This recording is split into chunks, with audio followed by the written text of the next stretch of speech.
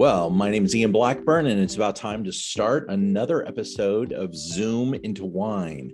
This time, it's about Madeira, about a special bottle of Madeira, and we're excited to have you zooming in. I couldn't be more topical than Madeira. I'm actually sitting in Portugal as we speak, and just to prove it and give it a kind of a timestamp, I don't know if you can see the soccer game going on in the background. Spain is actually playing soccer in the World Cup as we speak. And it's helpful because the hotel room that I have is so dark. I need the light from the TV just to be seen on this Zoom. Ari, how you doing? I'm good. I'm still here in LA. Nothing crazy. Oh, nothing crazy. All right. Well, nothing crazy works. There's plenty of crazy going on over here, as we have been having a lot of fun with a wine group on a tour of Portugal. And I wanted to wait until I'd gotten my Madeira on a little bit over here. Wow, there is Madeira everywhere here in Portugal, as you can imagine. And it's so tempting. It's just such a treasure of a wine. I'm going to probably drink some great Madeira tonight. My last night in Portugal before I come home. We're going to go now into our slideshow presentation, which has closed. So I'm going to reopen it. And this is just going to take one more second to get it. Okay, let's talk about Blandies. And tonight we're going to be tasting a 15-year-old Malmsey. Malmsey is basically what they call the grape variety in Madeira. It's an island. It is a special wine for so many reasons that we're going to get into here. I don't want to give you all the facts on slide one, so let's move along and talk about this. Blandy's is a very important brand. They are a large producer, but they also have some quality efforts. And Ario was very fortunate. On Sunday, there was a port tasting. It was called the Yeatman Hotel in the Douro, and they did a holiday tasting there. And I was able to meet Portuguese producers from all over the place, including the producer Blandy's, who happened to be in the house. And we talked about this Zoom, in fact, and I'm very excited to kind of give you some newfound appreciation. I've always loved Madeira. I think it takes a good Madeira to make an impression on someone. And once you've had a good Madeira, it's really hard to go back and taste anything that's inferior. These wines can get expensive in a hurry, but I'm going to tell you this right now. What we think of as expensive at this moment is a fraction of the price that these wines will be in a decade. I expect these wines to accelerate to the north at an incredible rate. And in fact, starting to try to acquire some for my own personal future. I think it's a little too late even on some of the old vintages, but if you can buy some of the stuff from the early 2000s, it's still quite affordable, and it will age like a titan. Now, let's go in and check out what Madeira is. This is a fortified category. And I'm going to leave it at that for a moment because we're going to talk about wine production in a little while. But the wine is made, it is fortified, it is aged. And these wines also go through a very interesting next step. They're actually heated up. They used to be heated up in the light of the sun, literally boiling in the sun. To recreate that with more efficiency, more accuracy, they've created a heating method called the estufagem. And this boils the wine at the right temperature to matterize it. Madeira, the name, literally leads us to matterization. And these wines are perma bent. into this state of Madeira. And so they then spend time aging these wines for years and years and years in wood, and often are bottling them after very long periods of time, in putting them into wood bottle for the highest end efforts. There are also less expensive efforts, and a lot of them. And these less expensive efforts have really watered down, pun intended, this category, because the primary drink of Madeira that comes off the island is a low-end category called rainwater. A goal almost just took place. They're holding their head in disgust. So rainwater is a very inexpensive and unfortunately not a very productive category for the building of a brand, but it is what sells with volume and velocity, and it's affordable to the world. And a lot of these wines are sold all over the place where, people don't have hundreds of dollars a bottle for Madeira. So that hundreds of dollar bottle Madeira market is really getting small, and they are getting hoarded. And that's what's happening to this category. Now, where is Madeira? Madeira is off the northwest coast of Africa, south and to the west of Portugal. And it is hard to fathom how hard it would have been for an army or a battalion of boats to protect this island from being taken over. But somehow the Portuguese were savage enough to be able to do so. And that is one of the amazing parts of Madeira, because this was a very important spot during the world trade, as boats pulled in to get Madeira for the world sailing trip that they were about to take off on. And these wines were, they were enjoyed by the presidents of this country back in the 1700s during the signing of the Declaration of Independence. Thomas Jefferson himself was a huge Madeira fan. So these wines have been very important to very important people. And it's just shocking that these wines kind of disappeared for a long period of time, and have kind of worked their ways back in to the collectible conversation. Now, the wine that we're going to have tonight is kind of a nice, affordable, good investment, not necessarily the wine that's going to go up 10 times in price. It's a 15-year. I really think you need to have vintage Madeira in your collection if you're collecting. And I think it's going to be one of the great investments over the next decade or two. Now, they make Madeira with a couple different grape varieties.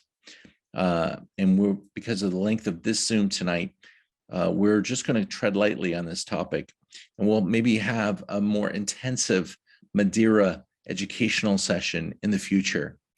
But for conversation's sake, Cercial, the driest of the Madeira category. Verdelho, very important grape variety planted all over Portugal and a part of the conversation in Madeira. Bual, we're talking about wines that start to take on some sweetness and they get rich and round. And I love a good Bual. I love to even say the word Bual. It's just it's something that you don't see very often. Tonight's conversation, though, is about Malvasia or Malmsey. Malvasia is the grape variety. It is a super important grape variety in Portuguese wine. And here it is made into something just special. And I can't wait to talk to you more about that here in a second, as Spain has just scored a goal. Now, Blandy's itself. Ari, tell us a bit about Blandy's, if you would. Yeah, so Blandy is actually a pretty iconic brand in Madeira. They've been there. John Blandy himself, the first person who started it, stepped foot in Madeira in 1807, which makes them over 200 years old as a brand. And they're pretty much the only family of all the original founders of Madeira who have stayed on the island and have been able to manage their own original wine company. And as you can imagine, having been on the island for so long, they have played a significant role in developing Madeira, especially in terms of the economic development on their remote island, since they're kind of just in the middle of the Atlantic Ocean. They have played a huge role in all of the developments of Madeira. And to this day, the Blandy family, there's still people from the family working at the vineyard on the island. They've obviously had to branch out a little bit. Like in 1989, they brought in the Symington family to partner with, but to this day, the Blandys are still like completely dedicated to their original traditions, their care, craftsmanship, and they've been there for 7 generations. Yeah. So Symington, very involved in the port industry, also now very involved in Madeira. And that's kind of the way the wine world works. Certain categories, champagne, port, Burgundy, they start to get to be part of a portfolio approach. And Symington's is taking that into their own hands and creating more strength by having more reasons to go into every top account. And so Blandy's was a spectacular acquisition, as they're really an important brand in the Madeira category. Now let's take a look at a photo, kind of set the stage. We're talking about island influences, salt air, radical weather patterns, small island with a lot of weather influence. And that really goes in back to the winemaking, where again, we'll take you through this step-by-step phase.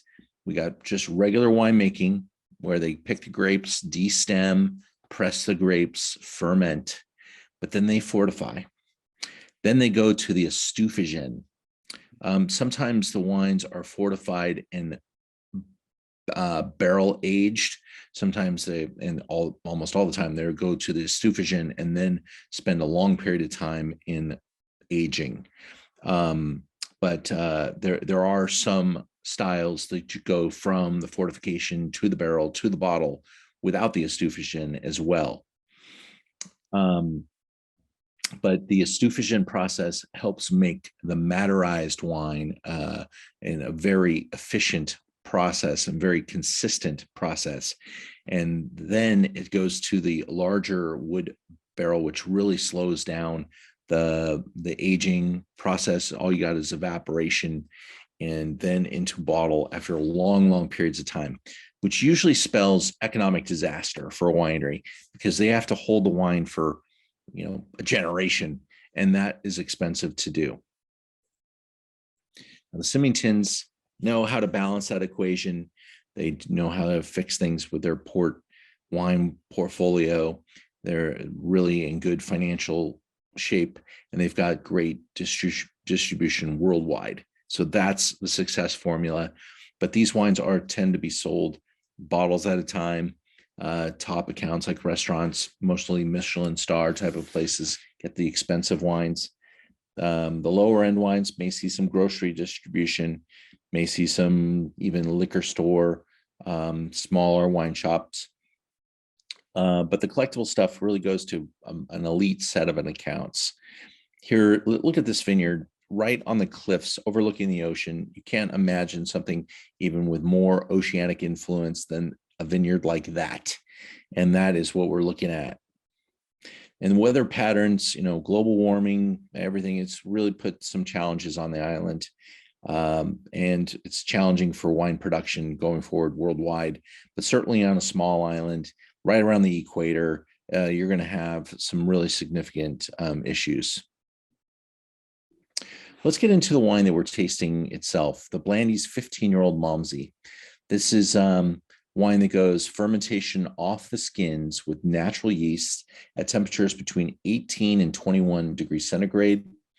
It is controlled in stainless steel tanks. Approximately after 48 hours, fortification with the grape brandy takes place. So they allow for a certain amount of the sugar to start fermenting, and they accumulate some of that, they probably measure how much sugar there is total, and they know how much sweetness they want to have after they arrest the fermentation with the brandy spirit. Because once you add the brandy spirit, there's no more fermentation taking place.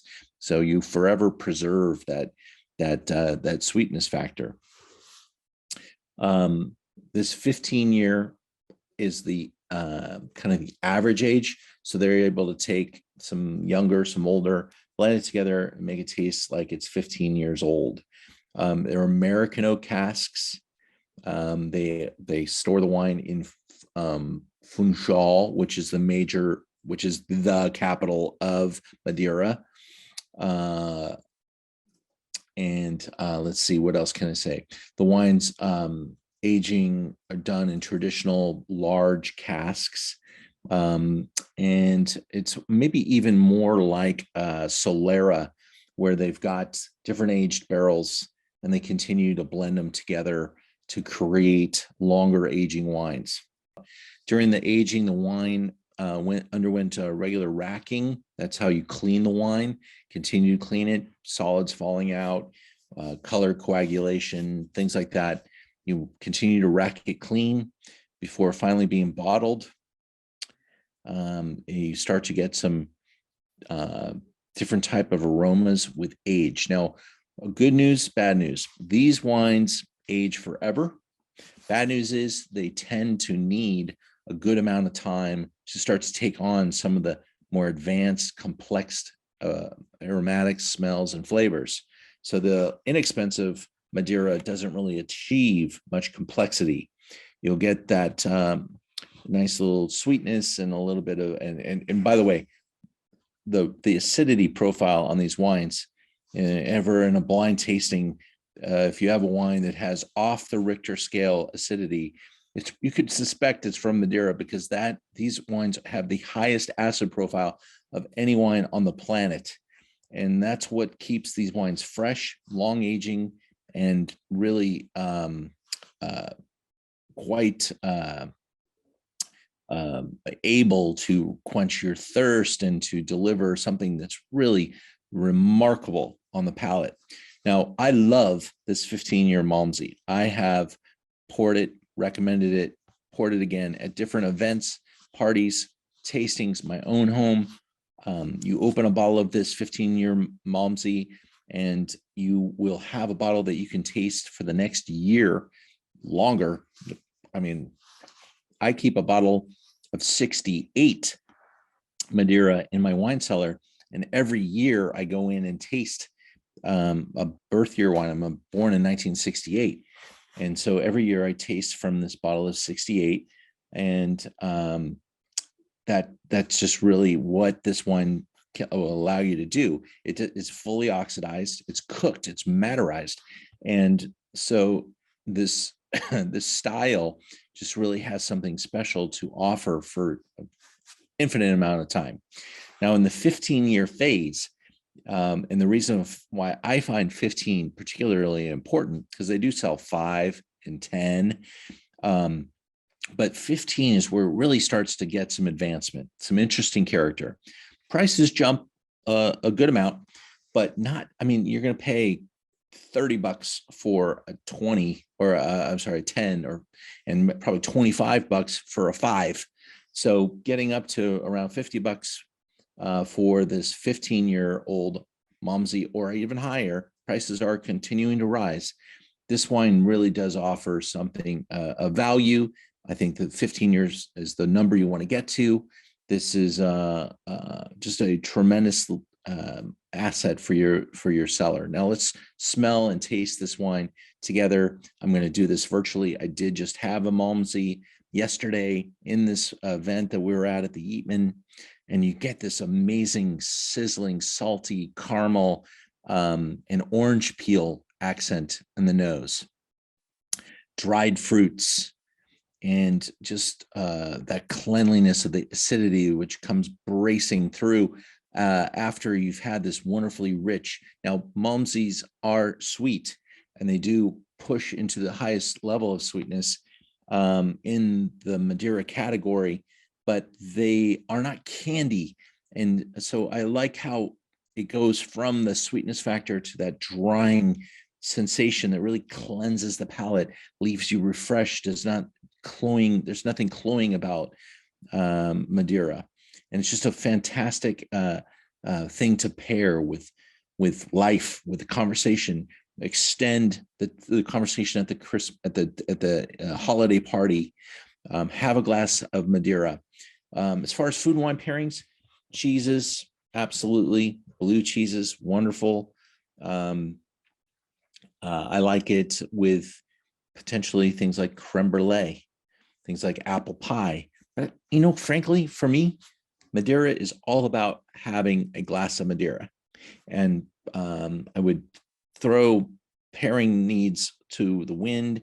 I think all you need for you to enjoy a glass of Madeira is just a wine glass. You can have it by yourself. I think it's very contemplative. I love to just sit around smelling it. I don't even need to drink much of it. That's why my 68 is just really something I treasure, just taking a glass and seeing how its last year has improved in the bottle versus my own life. Maybe I think of these things as kind of like life companions. And I love what Madeira represents. Still learning a ton about Madeira every time I get together with a Madeira producer. Haven't been there yet. It is on the list. Someday I will go back and visit Madeira.